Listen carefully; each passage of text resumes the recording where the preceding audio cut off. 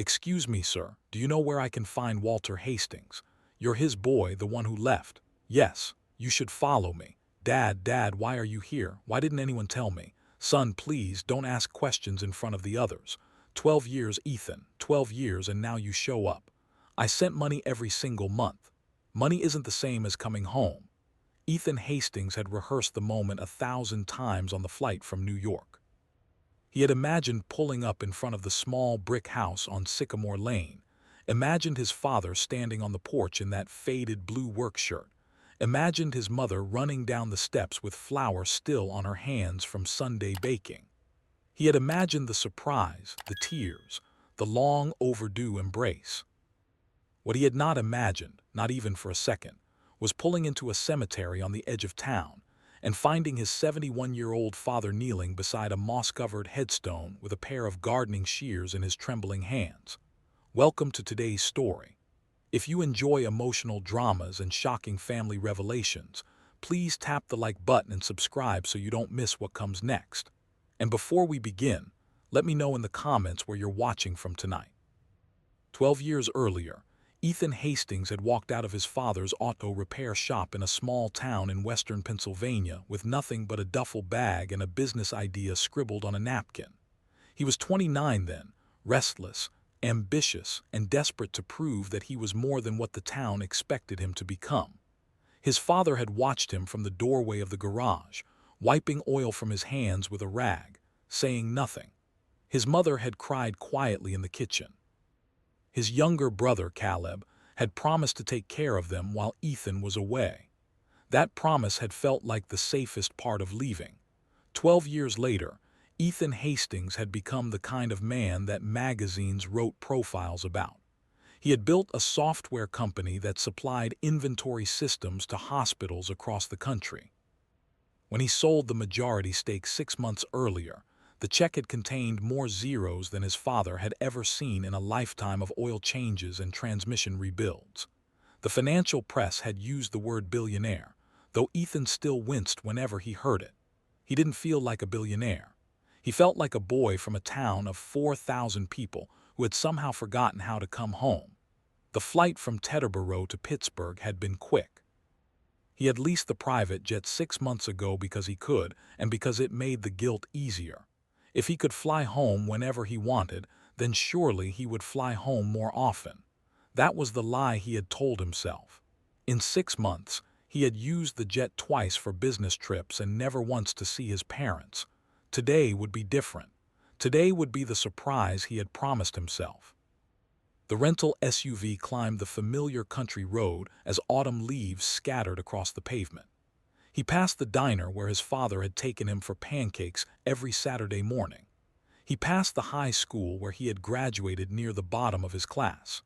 He passed the field where he had learned to drive in his father's old pickup, grinding the gears while Walter laughed and shouted encouragement over the roar of the engine. Then he turned onto Sycamore Lane and everything went wrong. The house was still there. That was the strange part. The small brick house with the green shutters still stood at the end of the road, exactly where it had always been, but the shutters had been repainted a stark white. A tricycle sat on the front porch. A woman he did not recognize was hanging laundry on a line beside a swing set that had not existed 12 years ago. The mailbox no longer said Hastings. It said Vance. Ethan sat in the SUV for a long moment, hands frozen on the steering wheel. Then he pulled out his phone and called his mother, straight to voicemail. He called his father. The number was disconnected. He called Caleb. 3 rings, then his brother's voice rushed and strained. "Hey, now's not really a good time." "Caleb, I'm at the house. Where are Mom and Dad?" The line went silent for what felt like an eternity. "Caleb, answer me." "Where are they?" "Ethan, you should have called first. You should have told someone you were coming. I wanted to surprise them. Where are they?" Another long silence stretched across the line. Ethan could hear his brother breathing, could hear the muffled sound of a television somewhere in the background, could hear a woman's voice asking Caleb who was on the phone. When his brother finally answered, his voice was tight and careful, the way a man speaks when he is choosing every word to hide something larger. "Dad's probably down at the cemetery. He works there most afternoons." "Works there? What do you mean he works there? Where's Mom? Ethan, I really can't do this over the phone. Just look, go find Dad, talk to him. I'll come by later tonight.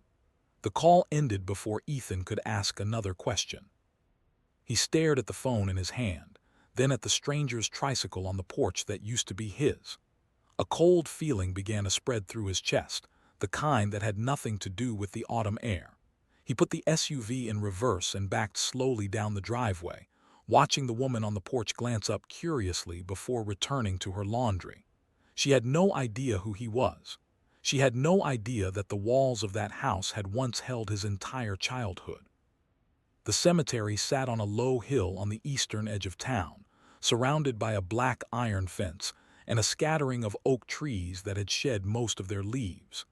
Ethan had passed it 1,000 times as a boy without ever giving it much thought. It was just a place, the kind of place children rode their bikes past on the way to somewhere more interesting. Now, as he turned through the wrought iron gates and drove slowly along the gravel path, it felt like the most important place in the world. He saw the truck first. An old Ford pickup, rust creeping along the wheel wells, parked beside a small stone building that must have served as the caretaker's shed. The truck had once been red. Now it was the color of dried blood, faded by years of sun and neglect. It had been his father's pride at one time. Walter had bought it new in 1998, had shown it off to the neighbors, had washed it every Sunday afternoon while Ethan handed him rags from the porch. Seeing it now, dented and worn, felt like looking at a photograph of someone who used to be strong. Ethan parked beside the pickup and stepped out into the crisp afternoon. A few crows called from the oaks. Somewhere in the distance, a lawn mower hummed. He walked slowly between the rows of headstones, scanning the grounds until he saw him. An old man kneeling in the dirt beside a small marble marker, clipping the grass around its base with a pair of hand shears. The man wore a green work jacket that hung loosely on his shoulders. A knit cap covered thinning white hair. For a moment, Ethan did not recognize his own father. Walter Hastings had always been a broad, powerful man. His forearms had been thick from decades of turning wrenches. His laugh had filled entire rooms. The figure kneeling in the grass looked half the size, hunched forward, his movements small and careful as though every motion cost him something. Ethan stopped a few feet away. His throat tightened. He could not seem to form any words. Walter sensed the presence and looked up slowly. His eyes were the same. That was the only thing that had not changed. Pale blue, sharp, honest. Those eyes moved across his son's face, took in the expensive coat, the leather shoes, the tan he had picked up on a business trip to California 2 weeks earlier.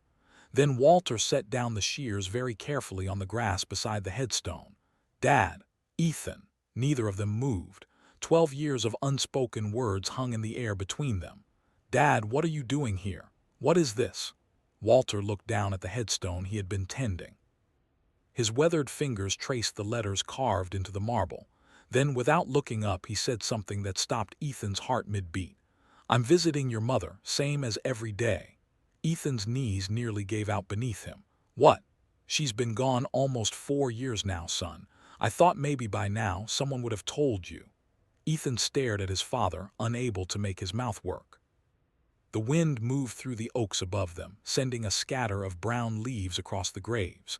He looked down at the headstone, really looked at it this time, and read the name he had somehow missed. Margaret Ellen Hastings, beloved wife and mother. The dates carved beneath told him what his father had just said. Almost 4 years. His mother had been in the ground for almost 4 years and no one had told him. Dad. His voice cracked on the single word. He tried again. Dad, that can't be right. That's not possible. Walter slowly pushed himself up from his knees. It took him longer than it should have. Ethan watched his father brace one hand against the headstone for support, watched him wince as he straightened, and understood for the first time that the man in front of him was not just older. He was hurt, something in his hip or his back, something that had been hurting for a long time. It's right, son. She got sick that spring. Pancreatic. By the time the doctors found it, there wasn't much they could do. She went quick, 6 weeks from the diagnosis. 6 weeks. 6 weeks and nobody called me. Walter looked at him for a long moment. There was no anger in his father's face. that was somehow worse than anger would have been. There was only a deep, patient sadness, the kind that had settled into the lines of his skin and become part of who he was now.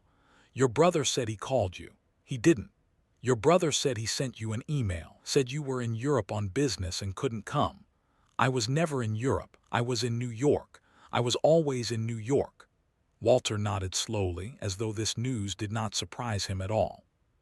He turned back toward the headstone and gently brushed a fallen leaf from the top of the marble. His hand trembled slightly. Whether from cold or age or grief, Ethan could not tell. Well, that's a conversation you and your brother will have to have.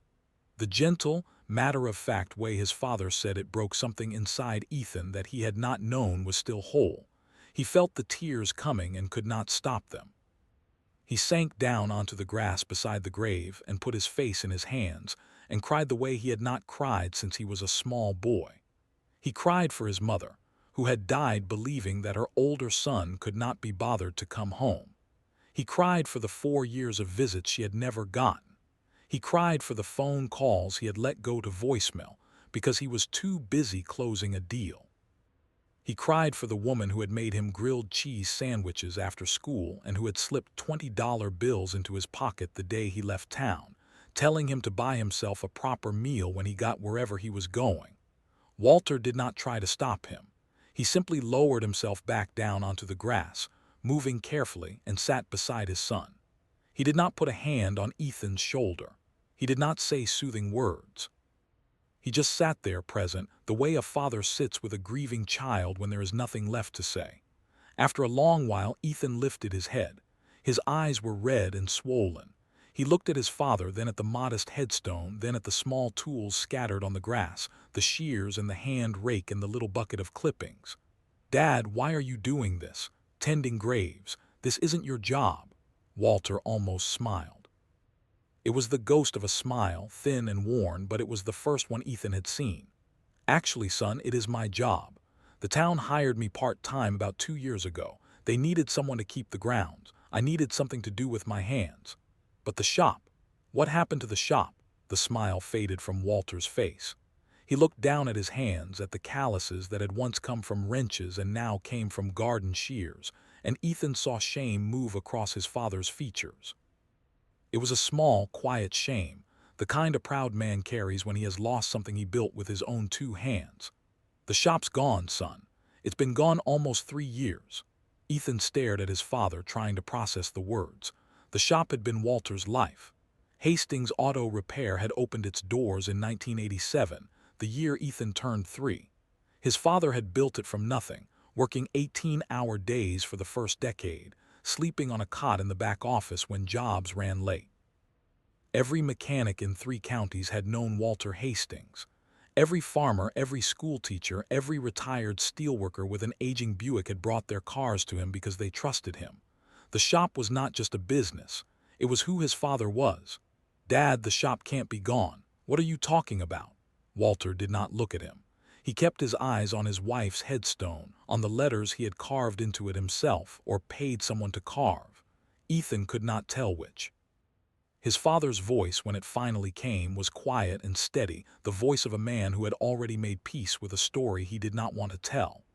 Your brother took over the business when I retired. That was about 5 years back. Your mother was still healthy then. We thought it was time. Caleb had been working the shop with me for years. Seemed like the natural thing to do. And things didn't work out the way we planned. Ethan felt that cold spreading through his chest again, the same feeling he had felt sitting in the driveway of the house on Sycamore Lane. He watched his father struggle for the right words, watched the old man pull his knit cap lower against the wind, watched a lifetime of loyalty and love wrestle with a truth that clearly still hurt. Dad, just tell me. Caleb sold the shop about 2.5 years ago. Sold the building, sold the equipment, sold the customer list to a chain out of Pittsburgh, said it was time for a fresh start. I found out about it after the papers were already signed. He sold your business without telling you. It wasn't my business anymore, son. I had signed it over to him. Legally, he could do whatever he wanted with it. Ethan felt a hot, sharp anger rising through the sadness. It was a familiar anger. It was the same feeling he had felt as a boy whenever Caleb had broken one of his toys and lied about it. The same feeling he had felt when Caleb had crashed their father's truck at 17 and blamed it on a deer that never existed. Caleb had always been the charmer, the smooth talker, the son who could make their mother laugh and their father shake his head. Ethan had left home partly because he was tired of competing with a brother who never seemed to have to work for anything. "Where did the money go, Dad? He must have made a lot on that sale." Walter finally looked at his son. Something moved behind his pale blue eyes, something Ethan could not quite read. It might have been reluctance. It might have been protection. It was the look of a father still trying, even now, to shield one son from the truth about the other. "That's not for me to say. Dad." "Ethan, please, not today. You just found out about your mother. Let today be about her." The plea in his father's voice was gentle but firm. Ethan swallowed the questions crowding behind his teeth. His father was right. There would be time for the rest. There would be time to understand how his mother had died without him knowing, how his brother had sold their father's life work, how the small brick house on Sycamore Lane had ended up belonging to a family named Vance. But not now. Not sitting beside his mother's grave with the autumn light fading around them. He looked at the headstone again. Margaret Ellen Hastings. The dates. The simple inscription. It occurred to him that his mother had been 58 years old when she died. 58? He had assumed, without ever really thinking about it, that both his parents would live into their 80s, that there would always be time to reconcile, always another Thanksgiving, always another Christmas card he had failed to send. 58. "Dad, where are you living?" Walter did not answer right away. He looked toward the small stone caretaker's shed beside his rusted pickup, and Ethan understood before his father even had to say the words. "Dad, please tell me you're not living in that shed. It's not so bad, son. It's got a wood stove and a cot and a hot plate. Town lets me stay there as part of my pay. I keep the grounds and they let me sleep out of the weather." Ethan stood up so quickly he nearly stumbled. He looked at the small stone building, no larger than a garden shed really, and felt something inside him break open. His father, the man who had built a house with his own hands, who had raised 2 boys and buried a wife, was sleeping on a cot in a cemetery caretaker's shack. And he had a son worth more money than he could reasonably spend in 3 lifetimes. "Dad, get up. Come on, get in the truck. We're going to a hotel, right now." Walter shook his head slowly. He did not move from his spot on the grass beside his wife's grave. "Ethan, sit down." "Dad, sit down, son." The old authority in his father's voice was still there, buried but not gone. Ethan sat. He sat because he was still, at 41 years old, the boy who had learned to obey that voice at the kitchen table. He sat because he did not know what else to do. His hands were shaking. He pressed them flat against the cold grass to steady himself. Walter waited until his son was still. Then he spoke quietly, the way a man speaks when he has thought about something for a very long time. "I know what this looks like to you. I know it must be tearing you up inside. But you need to understand something before you go making any big decisions. I chose this. Nobody made me sleep in that shed. I could be living at your brother's house right now." He offered. His wife offered. "Every Sunday for the first year they came down here and begged me to move in with them." "Then why didn't you?" Walter looked at the headstone. His hand rested lightly on top of the marble, the way a husband might rest his hand on his wife's shoulder during a long conversation. "Because I couldn't sit at that boy's table and pretend I didn't know what he'd done. I couldn't eat food bought with money that should have been mine. Your brother didn't just sell the shop, son. He sold the house too, the house you grew up in, signed the deed over to a couple from Pittsburgh who wanted a country place, told me the day the movers came, said the taxes had gotten too high and it was the only way." Ethan closed his eyes. He remembered the tricycle on the porch, the stark white shutters, the name Vance on the mailbox. "So he sold the shop and he sold the house, and where did all of that money go, Dad?" Walter was silent for a long moment. "Some of it went to debts I didn't know about. Some of it went to a business venture he had in Florida that didn't work out. Some of it went to lawyers when the business venture in Florida turned into a lawsuit. Some of it I honestly don't know. Your brother has never been good at explaining where money goes. He gets that from his uncle, I suppose. My brother Jim was the same way." And you never fought him. You never tried to get any of it back. With what, son? A lawyer costs money I don't have, and even if I won, what would I have won? A house I don't need anymore. A shop I'm too old to run. Your mother was dying that first year. I couldn't sit in a courtroom while she was in a hospital bed, and after she passed, I just didn't have the fight left in me. I'm sorry, Ethan. Maybe that makes me weak, but I'm sorry. Ethan looked at his father. He saw the exhaustion in the old man's face. He saw the way Walter's shoulders had rounded forward, the way his jaw had softened, the way his hands trembled even when they rested. And he understood for the first time in his life that his father was not weak. His father was a man who had been quietly bleeding out for 4 years, and no one had noticed. Not the neighbors, not the church, and not the son who had flown around the world in a private jet while his father slept in a cemetery shed. They sat in silence until the sun began to slip behind the western ridge. The temperature was dropping fast, the way it does in Pennsylvania in late October, and Ethan could see his father's breath in the fading light. Walter had begun to shiver, though he was doing his best to hide it. Ethan stood up slowly and reached down to help his father to his feet. The old man hesitated, then accepted the hand. He was lighter than Ethan had expected. Much lighter. Dad, whatever you say, we're not spending the night in that shed. Not tonight. Let me get you a proper meal and a warm room just for tonight. We can talk about everything else tomorrow. Walter studied his son's face in the last of the daylight. Something in Ethan's expression must have convinced him because after a moment he nodded, just once. All right, son, just for tonight. Ethan gathered his father's tools and placed them carefully in a canvas bag beside the shed door. He helped Walter into the passenger seat of the rental SUV, buckled the seatbelt across his father's chest the way his father had once buckled his, and drove slowly out through the wrought iron gates. Walter looked back once at his wife's grave. Then he faced forward and did not look back again. They drove into town without speaking. Ethan passed the empty storefront where Hastings Auto Repair had once stood. A vape shop occupied the building now, with a neon sign flickering in the front window. He passed the diner where he and his father had eaten pancakes on Saturday mornings. He passed the old brick post office and the hardware store and the small Methodist church where his mother had sung in the choir for 30 years. Everything looked smaller than he remembered. Not because the town had shrunk, but because he had grown too far away from it to fit inside its measurements anymore. The nearest decent hotel was 20 minutes up the highway, a mid-range chain that catered to business travelers passing through to Pittsburgh. Ethan booked 2 adjoining rooms on the top floor. He steered his father through the lobby with a hand at his elbow, ignoring the curious glance the young woman at the front desk gave the mismatched pair.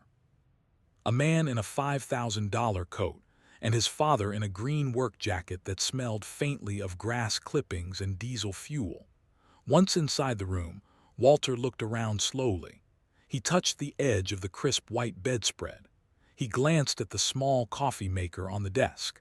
He walked to the window and looked out at the parking lot as though he had never seen a parking lot before. Ethan realized with a fresh stab of pain that his father had probably not slept in a hotel in 20 years or more. Dad, take a hot shower. There's a robe in the bathroom. I'm going to order us some food. That would be nice, son, thank you. While his father showered, Ethan sat on the edge of the bed and pulled out his phone. He had 17 missed calls. 14 were from work. 3 were from Caleb. He stared at his brother's name on the screen for a long moment, then set the phone face down on the nightstand. Not yet. He was not ready to hear his brother's voice yet. He was afraid of what he might do or say. Instead, he called room service and ordered 2 steaks with baked potatoes and green beans. He ordered a slice of pie for his father, apple with vanilla ice cream, because he remembered that his father had loved apple pie once and could not remember the last time Walter would have had a proper dessert. He ordered a bottle of decent wine, then thought better of it and asked them to bring a pot of coffee instead. When Walter came out of the bathroom in the hotel robe, his white hair damp and combed back, Ethan almost did not recognize him again. Cleaned up out of the work clothes, his father looked more like the man Ethan remembered from childhood. Smaller, yes, older certainly, but still Walter Hastings. Still the man who had taught him how to change a tire and how to shake a man's hand and how to look someone in the eye when they were talking to you. Walter sat down carefully on the edge of the other bed. His eyes were wet. "Son, I need to say something, before we eat, before this goes any further." Ethan looked up from his phone. "What is it, Dad? I'm sorry." "For what, Dad? You don't have anything to be sorry for."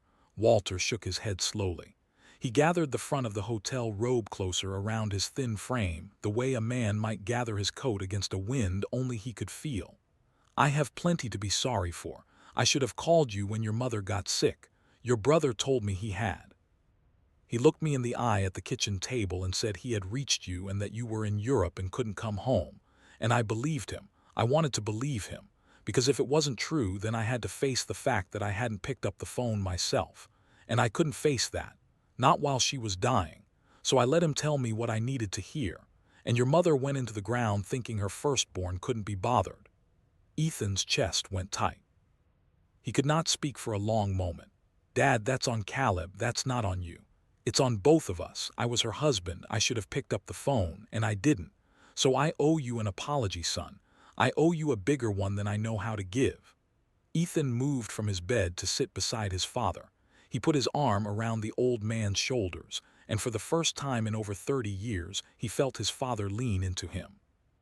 Walter cried quietly, the kind of crying an old man does when he has been holding something in for too long. Ethan held him and did not say anything at all, because he did not trust his voice. The room service knock came a few minutes later. Ethan wiped his eyes on the sleeve of his shirt and answered the door. A young man in a black vest rolled in a covered cart and set the plates out on the small table by the window. Ethan tipped him $100 and waited until the door had closed before he called his father over to the table. Walter ate slowly at first, as though he had forgotten how to eat food that had been prepared for him. Then his appetite returned, and Ethan watched him work his way through the steak and the potato and half the plate of green beans. When the apple pie came, Walter ate it with the concentration of a man rediscovering something he had lost. Ethan poured him coffee and watched his father's hands slowly stop trembling. "Dad, tell me about Mom's last weeks, if you can." Walter set down his fork. He looked out the window at the highway lights. "She was brave. I want you to know that. She was scared, of course, but she was brave. She asked about you a lot toward the end. She wanted to know if you were happy, if you had found a good woman, if the work was going well. I told her yes to all of it, even though I didn't know the answers. I hope you'll forgive me for lying to her. I thought it would give her some peace." "Was I happy, Dad?" Walter looked at his son. "You tell me, son." Ethan did not answer. He looked down at his hands. 12 years of building a company, 12 years of pushing through 100-hour weeks, 12 years of skipping his mother's birthday phone calls because there was always another meeting. He had a penthouse apartment in Manhattan with a view of the park. He had a house in the Hamptons that he had visited 3 times in 5 years. He had a girlfriend named Vanessa who worked in venture capital and who had asked him last month whether he was capable of loving anything other than a spreadsheet. He had answered her honestly, which was that he did not know. "I don't know, Dad. I don't think I was. I think I was busy. I confused being busy with being happy." Walter nodded. He did not say anything. He did not need to. "Dad, tomorrow I need to see Caleb. I need to hear him say it to my face." Walter looked up sharply. Something like alarm crossed his features. "Son, I need you to promise me something before you do that." "What, Dad?" "Promise me you won't say anything you can't take back. Your brother is not a good man. I know that now. I've known it for a while, but he is still your brother. And whatever happens tomorrow, you and he will still share the same blood when the sun goes down. So promise me you'll be careful with your words." Ethan wanted to argue. He wanted to tell his father that Caleb had forfeited the right to be treated carefully. He wanted to say that a man who lets his mother be buried without her firstborn son, a man who sells his father's business and his father's house and pockets the money while that same father sleeps on a cot in a cemetery shed, is not owed any careful words. But he looked at his father's face and he saw the old ache there, the ache of a parent who still loved a child who did not deserve it, and he swallowed the words he wanted to say. "I promise, Dad. I'll be careful." "Thank you, son." Walter went to sleep in the adjoining room a little after 9. Ethan sat awake at the small table by the window, staring out at the empty parking lot and the distant highway lights. He thought about his mother. He tried to picture her in her final weeks, in a hospital bed, asking about a son who was not there. He tried to remember the last conversation he had actually had with her. He could not. He remembered that she had called him on his 38th birthday and that he had let it go to voicemail because he was in a meeting and that he had never called her back. He put his face in his hands. Around 10:30, his phone lit up on the table. Caleb again. Ethan let it ring twice, then answered. "Where are you, Ethan?" "I'm with Dad." Silence on the line. "Dad told me about Mom, Caleb." "Ethan, listen, let me explain. It wasn't as simple as it sounds. Mom didn't want a big thing. She was scared and confused. I was managing her care and Dad in the shop and I tried to reach you. I did try. Maybe I got the email wrong. It was a hard time." "You didn't send an email." "I did." "You didn't, Caleb. There's no email. I've searched every account. There's nothing. Stop lying." Caleb went quiet for a long moment. When he spoke again, his voice had changed. It had gone flat. The charm was gone. "What do you want from me, Ethan?" "I want you at Dad's cemetery shed tomorrow morning at 9. And I want every piece of paper you signed regarding the shop and the house. Everyone. And I want an accounting of where every dollar went. If you're not there, I will make it my personal life's work to make sure you are. Do you understand me? You think you can just fly in here after 12 years and start giving orders?" "Yes, Caleb. That's exactly what I think." 9 o'clock. Ethan ended the call before his brother could respond. He set the phone down on the table with a hand that was surprisingly steady. Then he stood up and walked over to the connecting door and looked in at his father. Walter was asleep already on his back, hands folded across his chest the way old men often sleep. His breathing was quiet and steady. Ethan watched him for a long time. Then he did something he had not done in years. He knelt down beside the bed, put his forehead against the edge of the mattress, and prayed. He prayed for his mother, who was already beyond his help. He prayed for his father, who was not. He prayed for the strength to do what needed to be done, and for the wisdom to know what that was. He was not sure anyone was listening. He was not sure he cared. The act of kneeling itself felt like something he needed. When he finally stood up, his knees ached and his eyes were dry again. He returned to his own room, closed the connecting door quietly, and lay down on top of the covers in his clothes. He did not expect to sleep. He was surprised some hours later when he did. Morning came gray and cold. Ethan woke before dawn, showered and dressed in the same clothes as the day before because he had brought only an overnight bag. He knocked softly on the connecting door and found his father already awake, sitting on the edge of the bed, tying his boots. They ate breakfast in the hotel restaurant. Walter ordered oatmeal. Ethan ordered eggs and coffee and could barely touch either. At 9:15, they drove back to the cemetery in silence. The sky was low and heavy, and a light rain had begun to fall. Caleb was already there when they pulled through the gates. He was leaning against the hood of a shiny black pickup that was much newer and much larger than anything a small-town mechanic ought to have been driving. He looked older than Ethan remembered, softer around the middle. His hair had thinned at the crown. When Ethan stepped out of the SUV, Caleb straightened up and tried a small, cautious smile that did not reach his eyes. "Ethan, been a long time, brother." "Caleb." Ethan did not shake his hand. He did not embrace him. He walked past his brother and opened the passenger door for his father. Walter climbed out carefully. He looked at his younger son with an expression that Ethan could not quite read. There was love in it, and disappointment, and a strange kind of exhaustion. Walter walked past Caleb without speaking and unlocked the door of the caretaker's shed. Inside, the shed was smaller than Ethan had imagined. A cot along one wall, a wood stove in the corner, a hot plate on a small table, a chair, a few shelves with canned goods and a coffee tin. A single bare bulb hung from the ceiling. A framed photograph of Margaret sat on the shelf above the cot. That was all. 30 years of a man's life distilled into 8 square feet.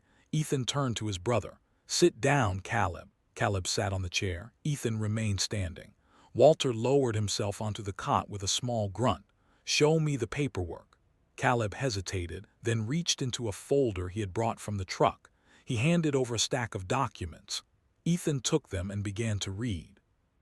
He was not a lawyer, but he had signed enough contracts in his life to understand what he was looking at. Deed of sale for the house. Bill of sale for the shop's equipment. Transfer of the customer list. Business dissolution paperwork.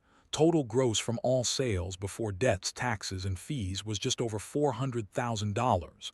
And where is that money now, Caleb? Caleb looked at his hands. He looked at his father. He looked at anything but his brother. It's gone, Ethan. I told you there were debts. The shop had lines of credit I hadn't known about. Dad had been keeping the books and there were some issues. And then the Florida thing, the condo development.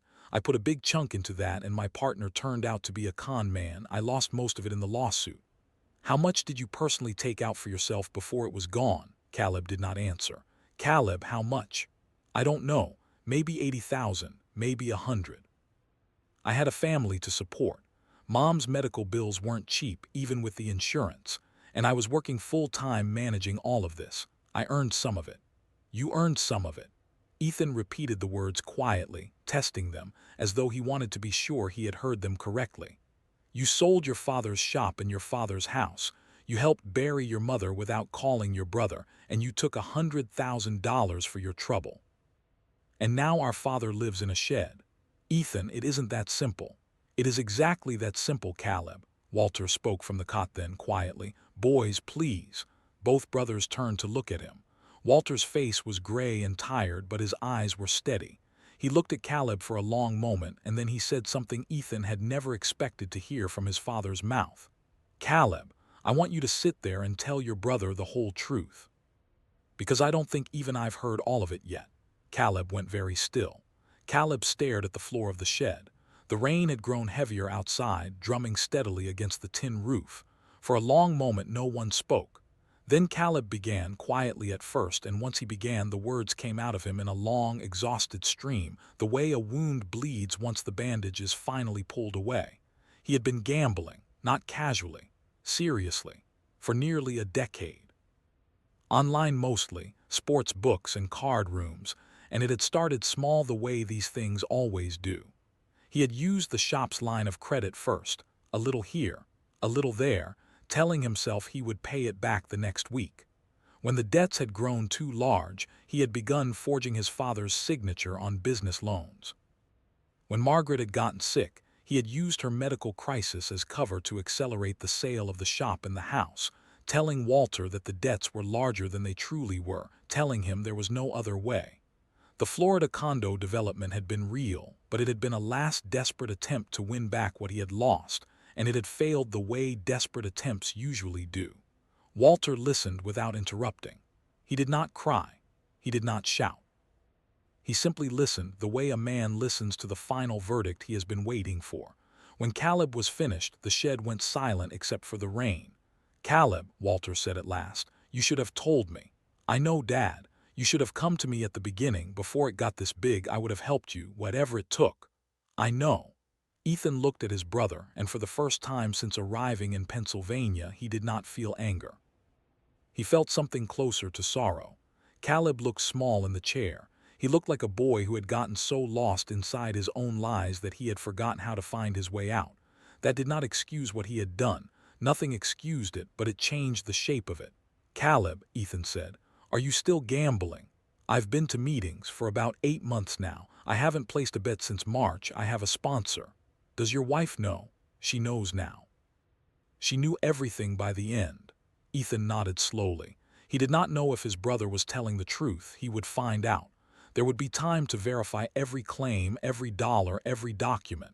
There would be lawyers and accountants and possibly, eventually, a courtroom. But that was not for today. Today he had a father to take home. Dad, he said, get your things, anything you want to keep. We're leaving. Walter looked up at his son. Where are we going, Ethan? Wherever you want, Dad. We can buy back the house on Sycamore Lane if you want it, or we can build you something new closer to Mom, or you can come to New York with me for a while and stay in the apartment. Whatever you want, but you're not sleeping in this shed one more night.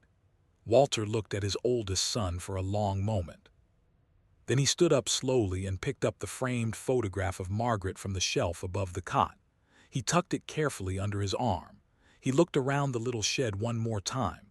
Then he walked out into the rain. 6 months later, Walter Hastings was living in a small, comfortable house on a quiet street in his hometown. Ethan had bought it and put it in his father's name. It was not a mansion. Walter had refused a mansion. It was a 2-bedroom cottage with a covered porch and a small garage.